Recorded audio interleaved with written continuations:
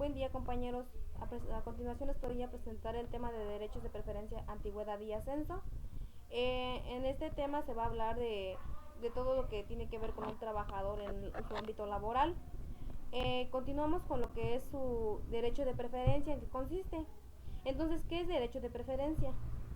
Es cuando se pone en manifiesto en el nacimiento de la relación laboral, bien para el ascenso de los trabajadores. Sin embargo, debe advertirse que se trata de una preferencia de segundo nivel, ya que se respeta cualquier disposición contractual colectiva fundada en la cláusula de admisión a que se refiere el párrafo primero del artículo 395. En este apartado se derivan varios factores. Uno de ellos es la nacionalidad mexicana. En esta es la que elude a invocar a la nacionalidad al señalar las relaciones que no podrán invocarse para establecer preferencias. Otro son los servicios prestados satisfactoriamente por mayor tiempo. En este motivo de preferencia que presenta más ángulos discutibles, se refiere a trabajadores que, sin tener el carácter de trabajadores de planta, prestan servicios a una empresa o establecimiento. En este mismo se puede ver que se está refiriendo a personas que tienen su trabajo en la empresa pero no son de planta, son como suplentes, y estos prestan sus servicios pues cuando ya es en tiempo extra, no es en tiempo laboral. Otro apartado es el hecho de tener a su cargo una familia y no tener otra fuente de ingresos. Esta adición al texto original de la ley de 1970 integra un motivo de preferencia a todas luces justo. Este se refiere a cuando un, un integrante de ese trabajo este, tiene a su familia pero no tiene otra fuente de ingresos, es decir, nada más tiene ese trabajo. Otro apartado es el de pertenecer a un sindicato. Se menciona que la preferencia a un sindicato, cualquiera que éste sea, con tal de que esté legalmente constituido, constituye un motivo de preferencia. Este tiene una razón que es evidente, y es cuando un legislador estima con toda razón que debe procurarse la sindicalización de los trabajadores. En este cierto modo, un trabajador, al sindicalizarse, si lo hace en forma consciente y responsable, deja de requerir la tutela de la ley y alcanza una especie de mayoría de edad social. Otro tema que se deriva de nuestro tema original es la antigüedad de los trabajadores. Como podemos ver, la antigüedad de los trabajadores se da, eh, cuando se da, nosotros podemos tener la facilidad de tener más vacaciones, estabilidad, preferencia, conciencia de servicios. Pero antes de pasar a eso, pues vamos a definir qué es antigüedad. Es un hecho.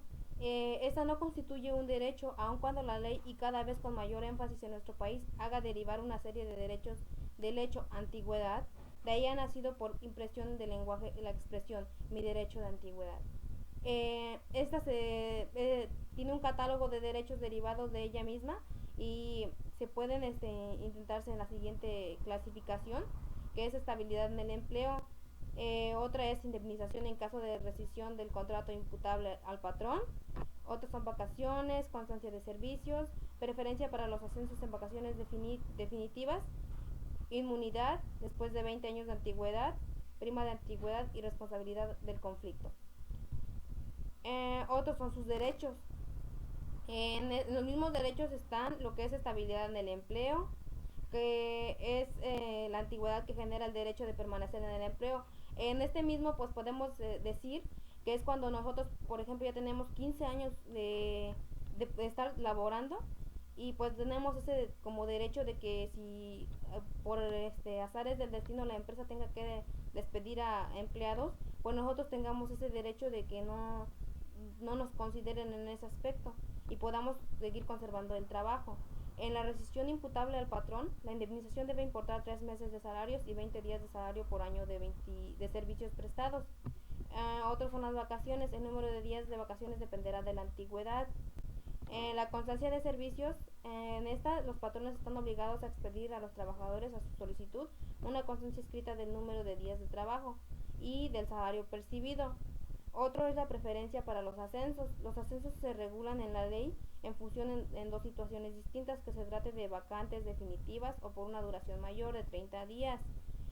Otra es la inmunidad.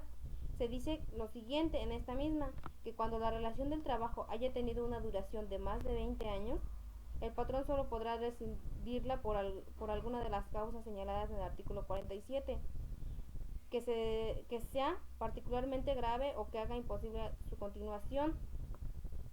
Eh, Otro apartado en este mismo tema es la prima de antigüedad. Es una prestación específica y no genérica.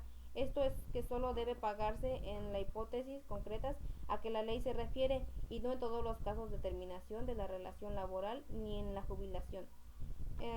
Por último, en ese mismo está la responsabilidad del conflicto, que es cuando en el título de 15 días de la ley relativo al procedimiento de la ejecución del artículo 947 autoriza a los patrones para no someterse al arbitraje o para negarse a aceptar los laudos pronunciados.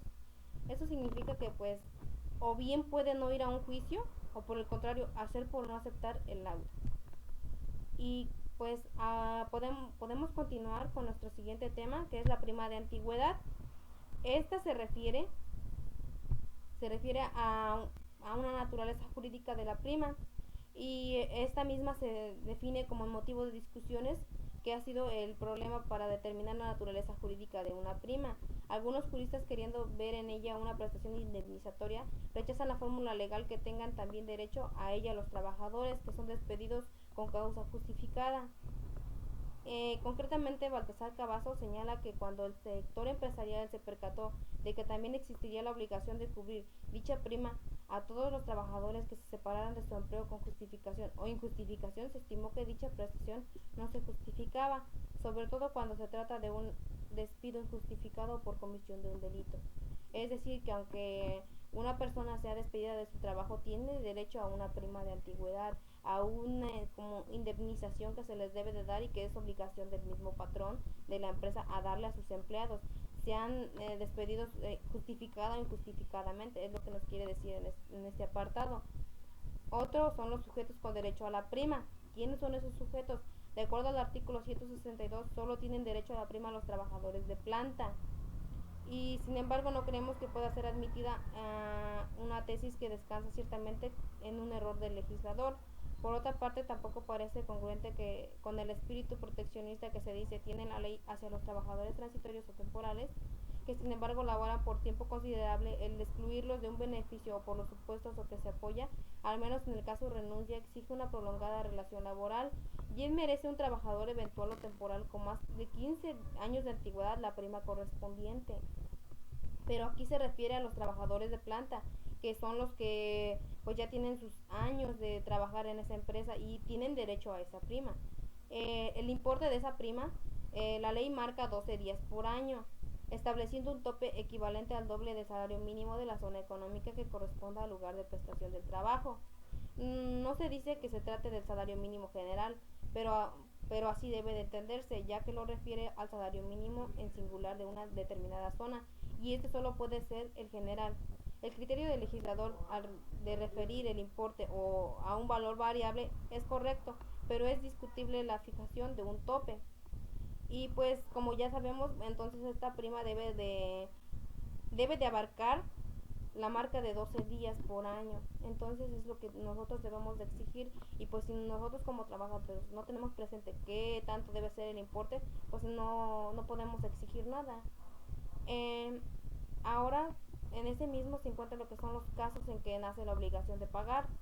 Uno de esos casos es a los trabajadores que se separen voluntariamente de su empleo. Otro es a los que se separen por causa justificada. Otro a los que sufran incapacidad física o mental inhabilitada manifiesta. Otro es a los trabajadores cuyos contratos terminen por fuerza mayor o caso fortuito no imputable al patrón o por la incapacidad del patrón física, mental o su muerte. Y continuamos con la acumulación del pago de primas por retiro voluntario.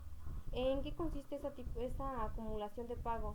Pues esta se da con el objeto de evitar a las empresas el problema financiero que supondría el pago conjunto de primas de antigüedad por retiro voluntario.